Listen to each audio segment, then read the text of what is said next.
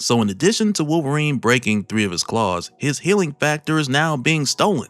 And now the way this story unfolds, continuing from the whole adamantine debacle, this sends us down a whole nother rabbit hole, so I just want to give you a heads up. And if you're just jumping in here, I got a link in the description to the full playlist that'll get you caught up. So with that said, if you're enjoying these videos, be sure to drop a like, subscribe if you're new to the channel, and don't forget to hit the bell to get all notifications. Alright, so coming back, this continues just after Logan's fight with Adamantine, the Metal of the Gods, which was a fight that left Logan with 3 broken claws. But even leading up to that final fight, Logan had a lot that he was dealing with, between protecting the new Morlocks, running into Silver Sable and catching feelings, to fighting Alpha Flight and even Hercules at one point, in addition to Mastermind reopening the wound of the memory of Logan's late mother. So the guy's been through a lot, physically and mentally. So even now when Logan finds himself woken up from a bad dream, more often than not, it's because of an external threat. But this time the threat's in his head, and sometimes that's hard to shake. But following this, he picks up Nightcrawler's scent, heading his way in a hurry. So Logan's like, it's not an attack because Kurt's being too quiet for that. Then he's like, perhaps it's a mission. But even if that were the case, Logan doesn't really feel like he's up for the task, where with 3 of his claws being broken, his bone claws still haven't healed.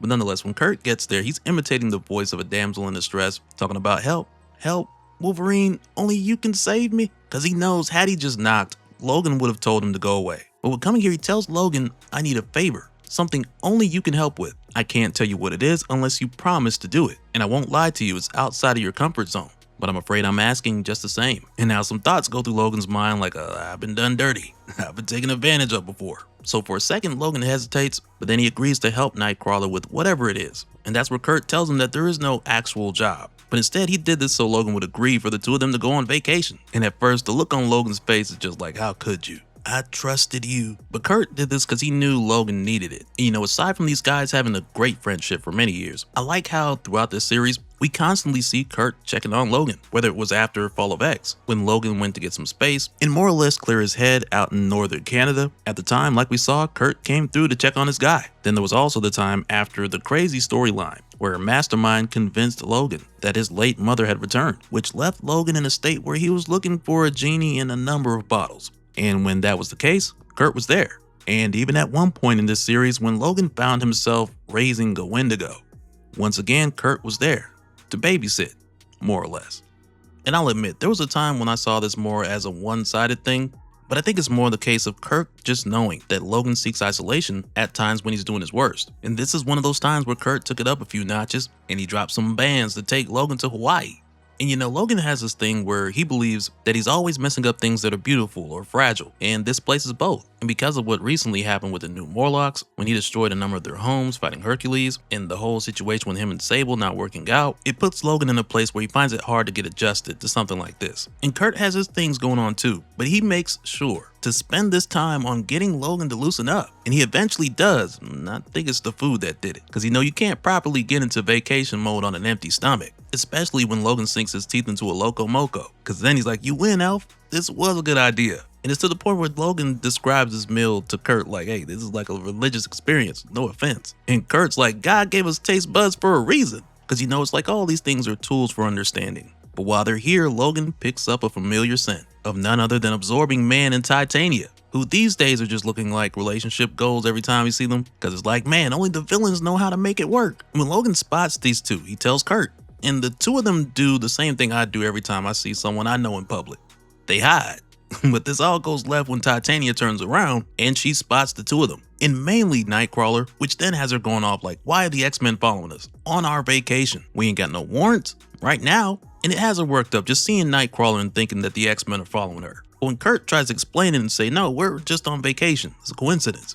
But with him saying we, when Logan turns his head, it takes Titania and Absorbing Man a moment to kind of figure out who this other guy is. But Krill eventually gets it. He's like, wait a minute, that's Wolverine. And that's where he gets heated because Logan cut his arm off back in Secret Wars, 1984 Secret Wars, well 1984 for us. And he still wants to get Logan back for that. And I don't blame him, that's not something you let go. And this flips things around because now Titania is holding Absorbing Man back while telling him don't ruin the day by starting a fight. And that's where Logan's like, listen to your lady, Carl, because I'm real ready to ruin your day. And that's where Kurt's like, why?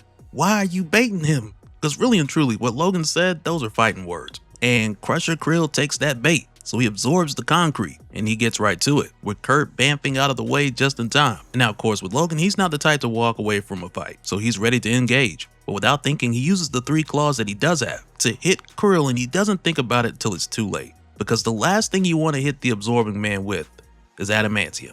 So Krill just goes crazy from there. But as this goes on, Logan notices that something's not right. Because aside from the adamantium punches hurting like hell, as they should, next Logan's like, man, my legs feel like jelly. And that's far from the usual. And now when Kurt comes back to help Logan out, Titania just catches him. And she's basically like, nah, the X-Men ain't about to jump my husband. So he just bamps again over to Logan to make sure he's okay. And when he does, Titania takes this as Kurt trying to go 2-on-1 against her man. So she's like, all right, I guess this is going to be a tag team match after all. And that's where this gets out of hand, because next she throws the whole food stand, causing it to hit a light pole, which nearly takes out this old man. But Nightcrawler is able to bamf and save the dude before he's crushed. But after that, when he goes to take on Titania, strength and durability wise, he is woefully outmatched. So he's got to use that speed advantage a bit more. But meanwhile, over with Logan and Carl, like a wounded animal, Logan's ready to end this in a very violent manner. Because he points out like, hey, Crusher's got the adamantium shell, but those eyeballs are still meat.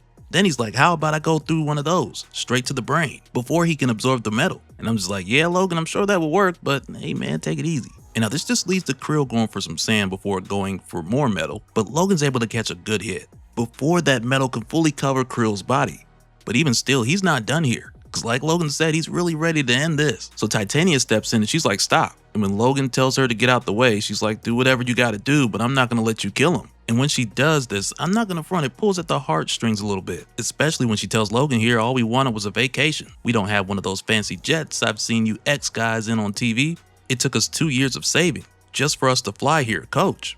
And that's where Kurt's like, I've been poor several times in my life. I never used it as justification for throwing a food truck at someone. And it's like, the man's got a point. Then he convinces Wolverine to just let it go, because it ain't worth taking this guy out over a little squabble. So they let the two of them go on their way. But when they look around, once again, Logan has that feeling where it's like, yeah, this is another time that a fragile place has ended up worse off because of him. So needless to be said, there are apologies to be made and checks to be paid. But that's what the X-Men team funds are for. But nonetheless, not too long after the fight, when we find Logan and Kurt having a conversation, at one point Kurt tells Logan like, man, you looking kind of rough. And every time you laugh, you wince. And that's where Logan's like, yeah, I'm just a little sore and a lot of drunk.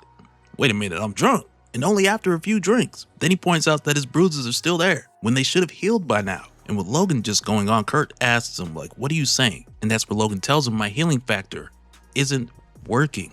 And right there, it's like, oh, here we go again. So after this, they head to New York. When they get there, Kurt rushes Logan to Our Mother of Mercy Hospital to see Dr. Cecilia Reyes, who's a mutant doctor that specializes in treating mutants. And when Logan gets here, she has to help him into the lab. And it's quite the work, because Wolverine's adamantium skeleton is not light. But even now with her kind of cracking a joke about it, Logan still has his heightened senses. So he can smell her fear, but he can tell that she's afraid for him rather than afraid of him. But also, Dr. Reyes is one of, if not the best person Kurt could have brought Logan to, because with her helping other mutants from all over the city, and not just superheroes, but also mutants who live normal lives, like school teachers, plumbers, and delivery drivers. All of this work helps her help other mutants. Plus, she's analyzed Wolverine's physiology when he lost his healing factor before. And she even tells him here if anyone else was looking at what she's seeing now, they'd likely be stumped. So she basically tells him it isn't like before, when a sentient virus from the microverse was the cause, because that showed signs of something more organic doing the damage. But this time it seems like the method of cause was more surgical, meaning that there's no doubt that someone intentionally did this to Logan.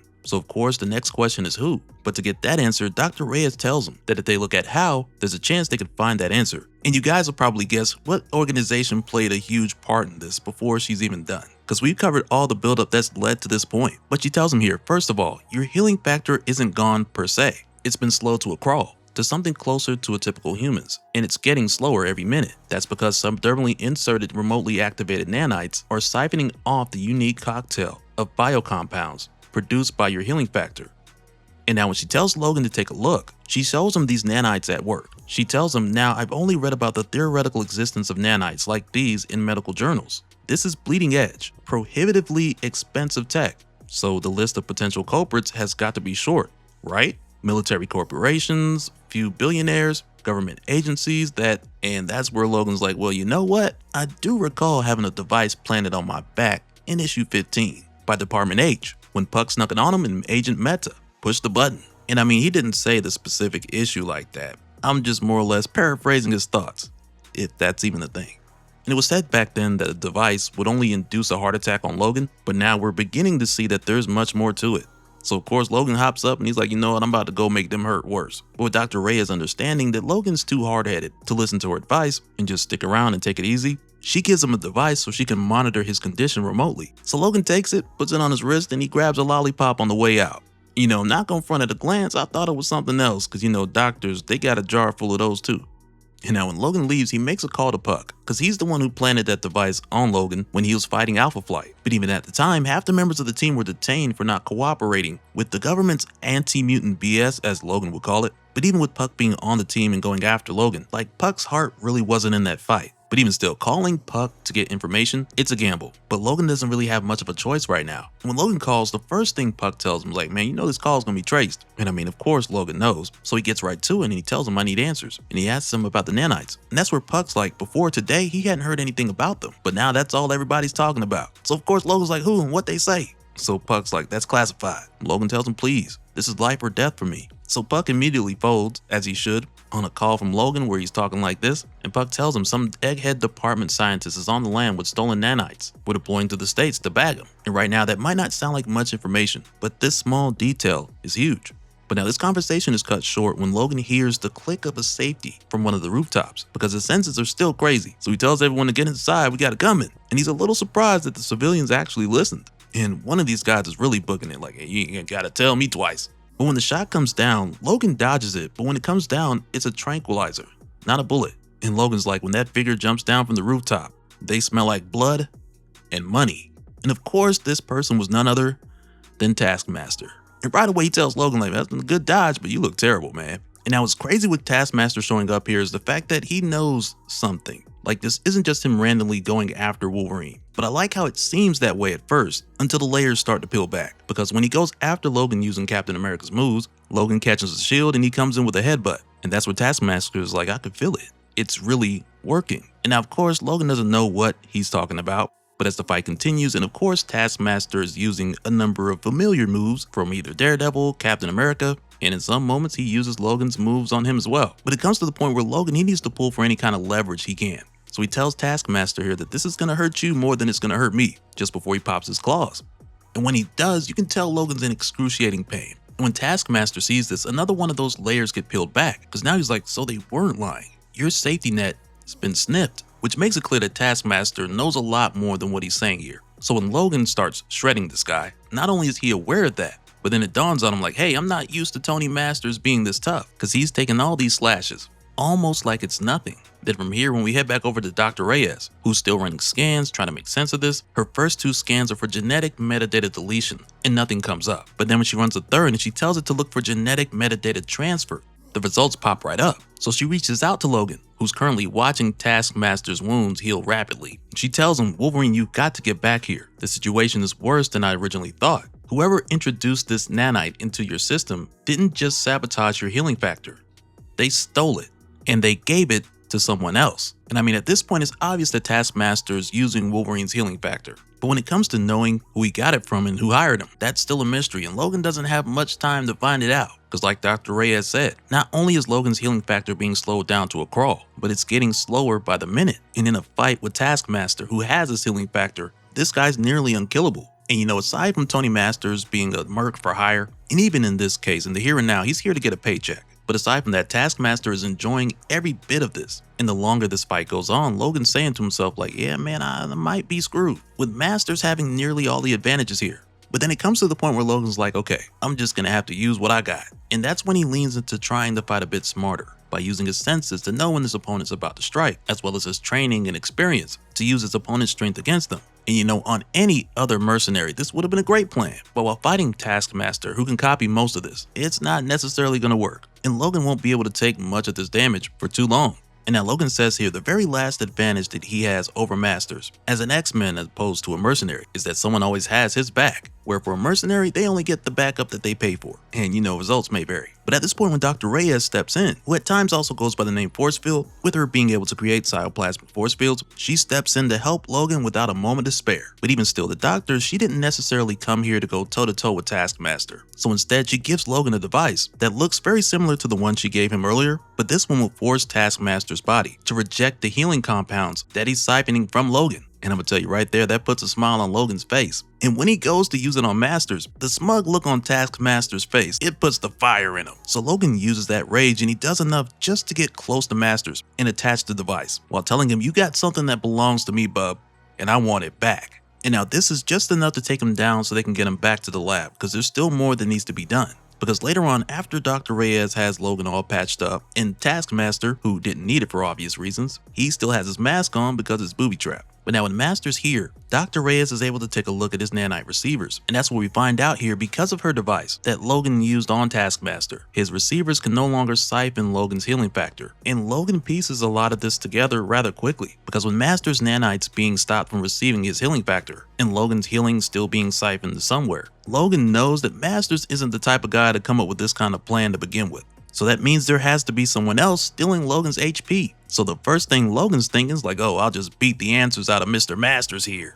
But of course, Dr. Reyes stops him because she took an oath to protect her patients. And Logan respects that because he's like, hey, the doctor saved his life. And after all, her house, her rules.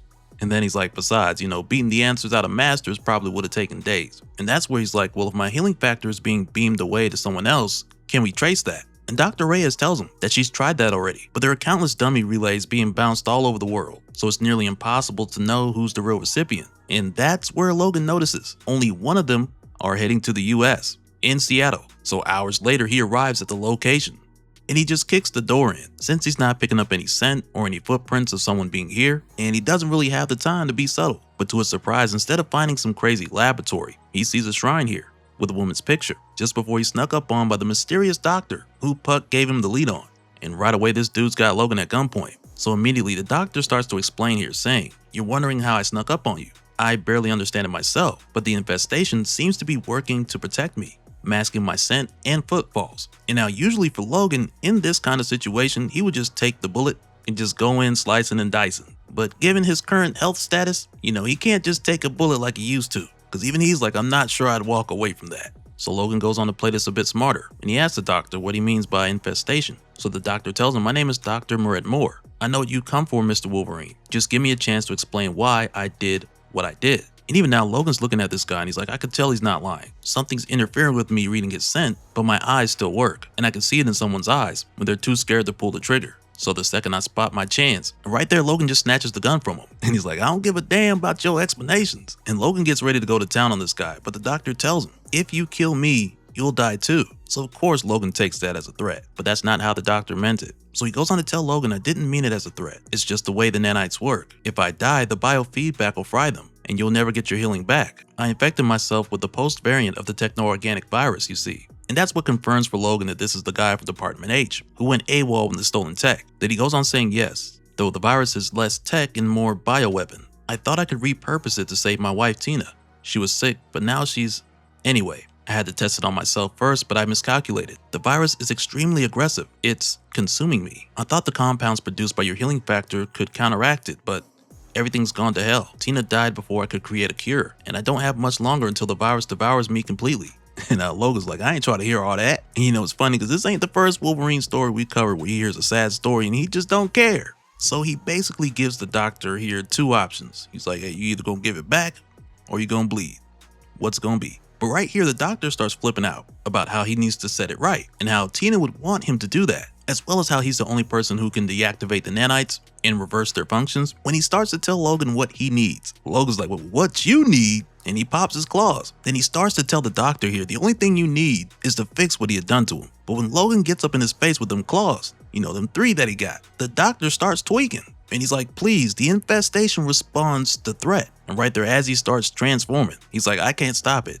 You shouldn't have come here. And that's where the doctor basically just hulks out on Wolverine. And in most cases, I'd be like, hey, Wolverine is a character who was designed to fight the Hulk, so this shouldn't be no problem. But given the current state of his healing factor, yeah, this ain't looking good. But also just based on the whole idea of this bioweapon originating from a post-variant of the techno-organic virus, which merges living tissue with advanced machinery, I can only imagine how this might lead us down a whole nother rabbit hole, with the doctor saying that he's not in control. And I mean, if that's the case, then who is? Let me know what you guys think. And so now real quick, I want to give a special shout out to all the patrons. Thank you guys for all of your support. And for anyone who's new here who wants more information on how to support the channel, I got a link below where you can go to patreon.com/DopeSpill. But that'll do it for this one, guys. Let me know your thoughts down in the comments below, and we'll do it again on the next one. Alright, later.